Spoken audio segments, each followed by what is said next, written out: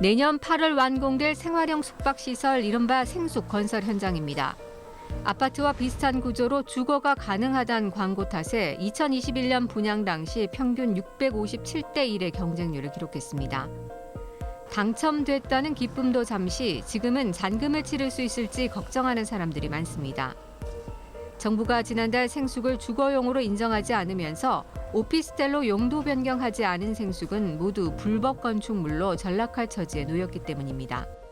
저희 단지만 해도 20대부터 70대 분들이 다양하게 계신데 이제 집값이 하룻밤 자고 일어나면은 1,000만 원씩, 2,000만 원씩 올라가는 그 당시 시기에 이거라도 어떻게 내 실거주할 수 있는 곳을 만들어야 되지 않나 하는 마음으로 청약을 넣어서 당첨되신 분들도 꽤 많습니다. 금융사에서 거주를 할 수 없는 불법 건물로 낙인을 시킨 건물에 대출을 해주지 않을 거잖아요. 그러면 잔금 시점에 대해서 대출을 받아서 들어가야 되는데 10억이라는 돈을 다 현금으로 갖고 있지 않은 한 못 들어가게 되는 상황인 거죠. 정부는 생숙을 숙박시설로 사용 중인 소유자들과의 형평성을 고려해 주거용으로 사용하면 2025년부터 이행강제금을 부과한다는 방침입니다. 이행강제금을 부과받지 않으려면 오피스텔로 용도를 변경하거나 숙박업으로 신고해야 합니다.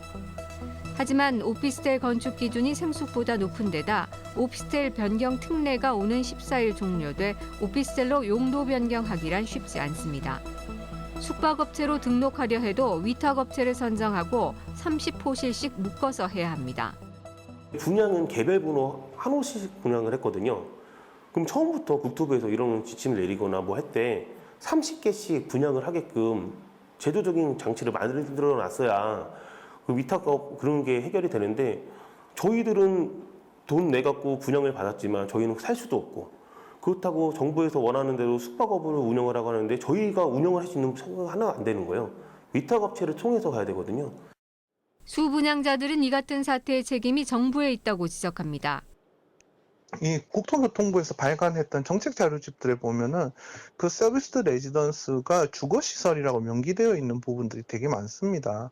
그러면서 이제 그 수분양자들에게 충분한 혼돈을 야기시켰고, 그리고 이제 형태 자체도 주거용으로 쓸 수 있도록 되어 있는 데서 제대로 된 교통정리를 하지도 않았던 거죠. 그리고 그거를 이제 저희들한테 모든 책임을 묻는 거는 말이 안 되죠.